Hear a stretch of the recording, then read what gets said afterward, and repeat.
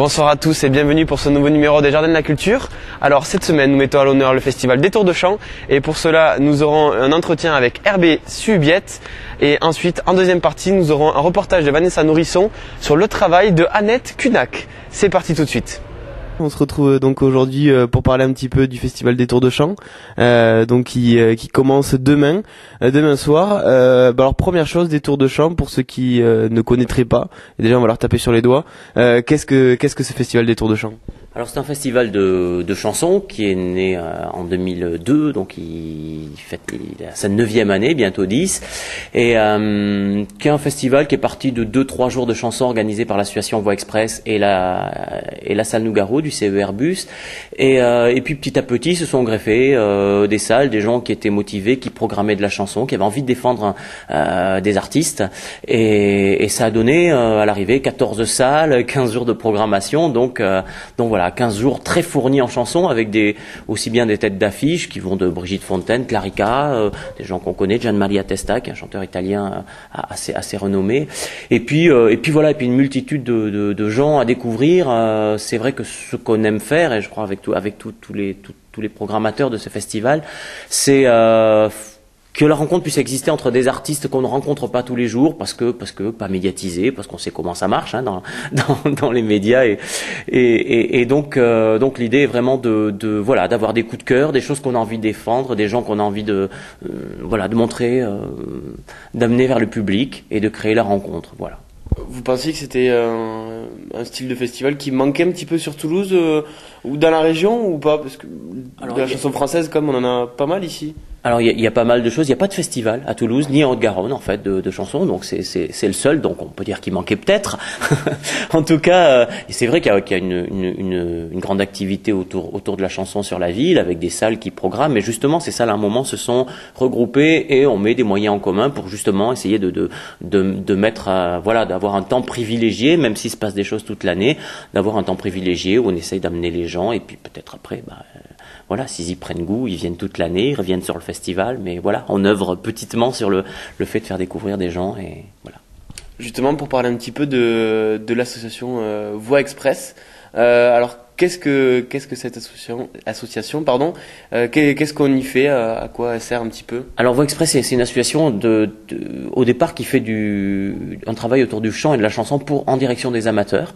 Ça fait un certain temps maintenant, et on monte des stages. Alors ça va du jazz vocal à la chanson, à création de spectacles, musique, théâtre. Et en fait, le festival est né. On invitait des artistes. On travaillait sur le répertoire d'un artiste, donc on avait travaillé sur Alain Leprest, Anne Sylvestre, des gens comme ça, et on avait travaillé sur leur répertoire avec les amateurs. On les a invités, ils ont fait un concert, et c'est à partir de ce concept-là, on va dire, qu'est né le festival, puisqu'on avait invité Anne Sylvestre justement, et on avait travaillé autour d'elle. Il y avait eu 2 spectacles autour, et voilà, puis on a dit tiens, et si on continuait. Donc chaque année on fait ça, et cette année c'est Brigitte Fontaine qui est invitée du festival. Donc il va y avoir une soirée le samedi 30 janvier au Mazade à 20h30, avec beaucoup de monde sur scène, puisqu'il y a 8 artistes qui chantent dans le festival, qui ont repris une chanson de Brigitte Fontaine. Il y a 2 chœurs de 40 personnes, beaucoup de musiciens, donc à un moment il y aura bien une bonne centaine de personnes sur scène autour du répertoire de Brigitte Fontaine. Donc voilà. Justement, pour revenir sur Brigitte Fontaine, qui est mis à l'honneur cette année, pourquoi elle particulièrement cette année? C'est quoi? C'est le fait qu'elle fasse son retour avec un nouvel album?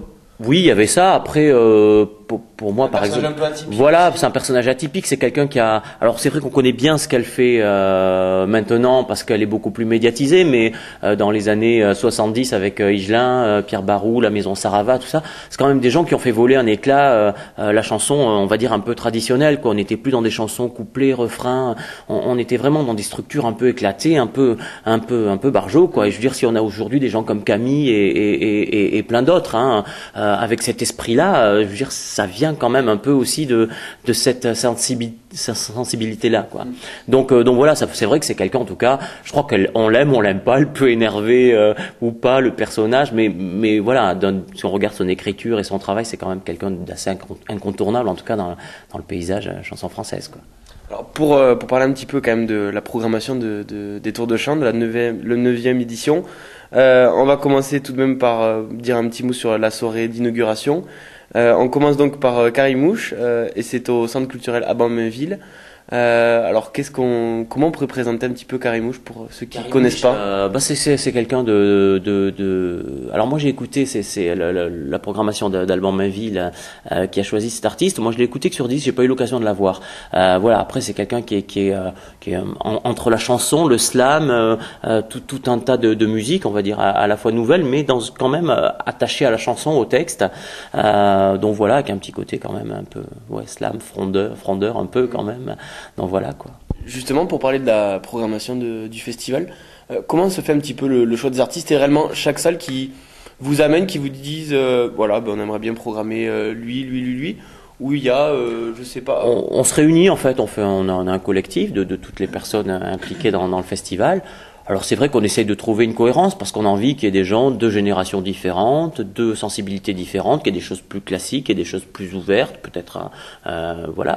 Donc on essaye de varier les sensibilités en tout cas. Donc c'est vrai qu'on peut passer de Karimouche à Michel Bernard au Dissu, qui est une chanteuse qu'on connaît plus, qui est dans un style de chanson classique, ou quelqu'un comme Jean Vasca qui va passer à la cave poésie, qui fait de la belle chanson, de la belle ouvrage.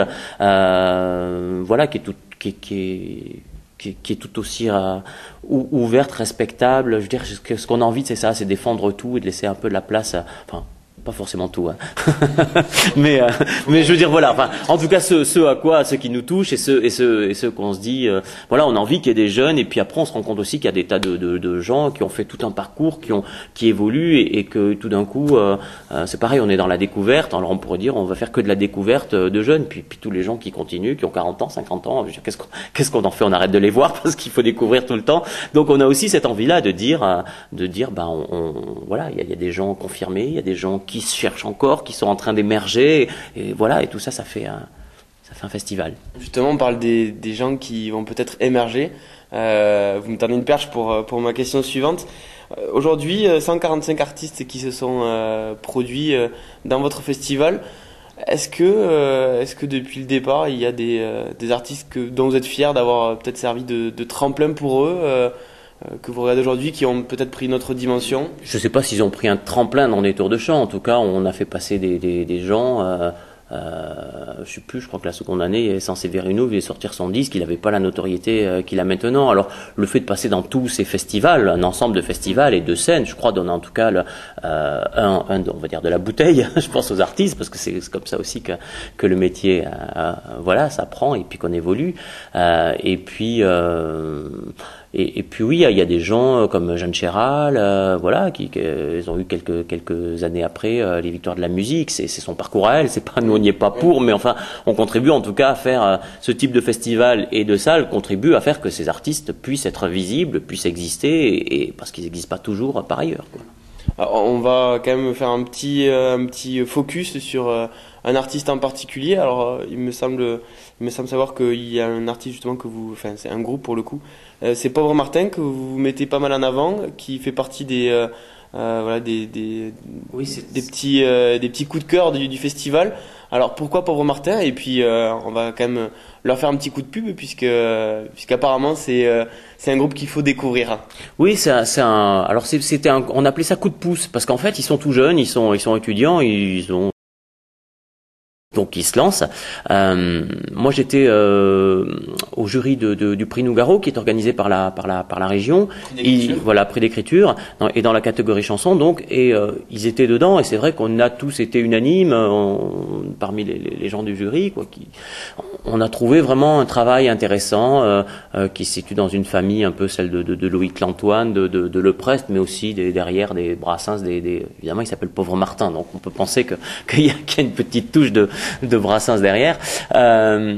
Donc on a trouvé vraiment leur écriture pour des jeunes artistes comme ça, vraiment intéressantes, affirmées déjà, et on s'est dit il faut les pousser, parce que c'est sur scène qu'on apprend son métier, ils ont besoin de jouer, donc on va leur faire ça. Et justement le 30 au Mazade, ils auront un petit lever de rideau, 5 ou 6 chansons, parce qu'il y aura une salle bien pleine au Mazade autour du répertoire de Brigitte Fontaine. Donc on s'est dit mettons-les un peu en lumière, et voilà. Donc c'est un peu toujours, comme je disais, l'esprit du festival, de dire allez, écoutez-les.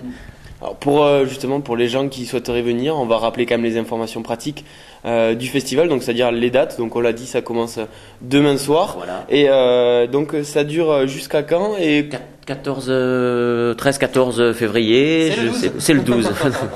C'est le 12 février. Et au niveau des tarifs, ça va de combien à combien? Ça va de 5 € à 20 €, voilà, plus des concerts gratuits.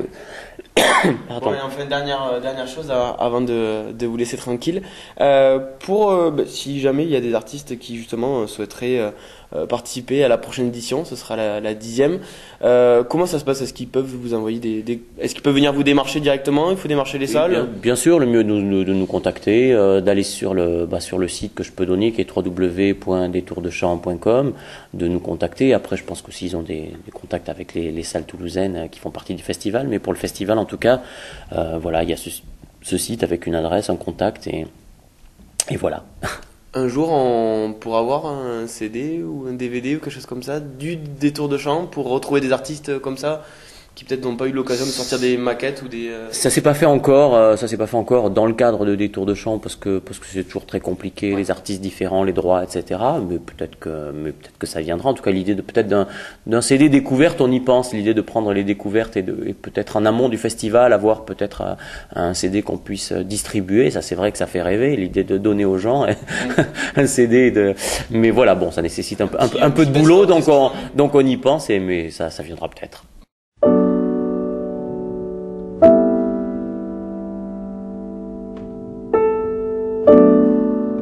Très tôt, je suis allée planter mon chevalet dans la campagne comme ça, avec une pensée, une référence qui était celle de Cézanne à l'époque.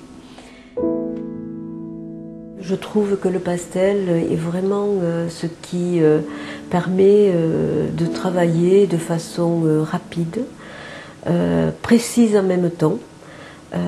Et on a l'impression vraiment qu'on accroche la lumière immédiatement au bout du pastel et sur le papier.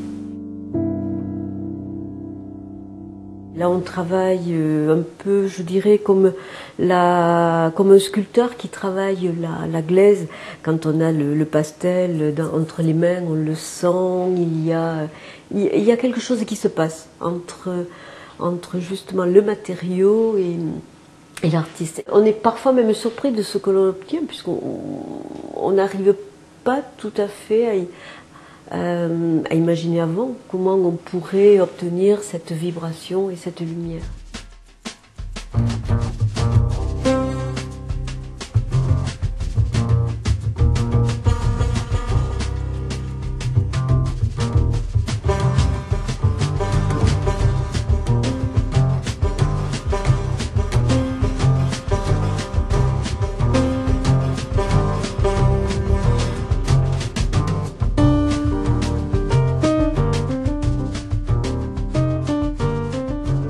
Les marchés, les scènes de rue représentent l'âme d'un pays. Ce sont des scènes qui sont restées authentiques. Il y a une beauté naturelle et sans artifice. Et c'est ce qui me touche le plus et que je veux absolument retranscrire dans mes œuvres et les partager avec le public, car ce sont des pays qui sont très sensibles actuellement, à une actualité très sensible. Je pense particulièrement au Pakistan, qui est actuellement un pays qui est totalement déstabilisé. Et ce que je veux montrer, c'est qu'il y a des gens qui vivent normalement et de façon tout à fait touchante. Et ce n'est pas uniquement ce que nous montrent les médias. Tout comme pour mon dernier voyage en Éthiopie, un pays qui est pauvre, certainement, et sûrement même, mais avec des personnes qui sont d'une dignité, d'une beauté et d'une dignité extraordinaire, très souriants, très beaux et avenants, avec qui on peut avoir un contact très très facilement.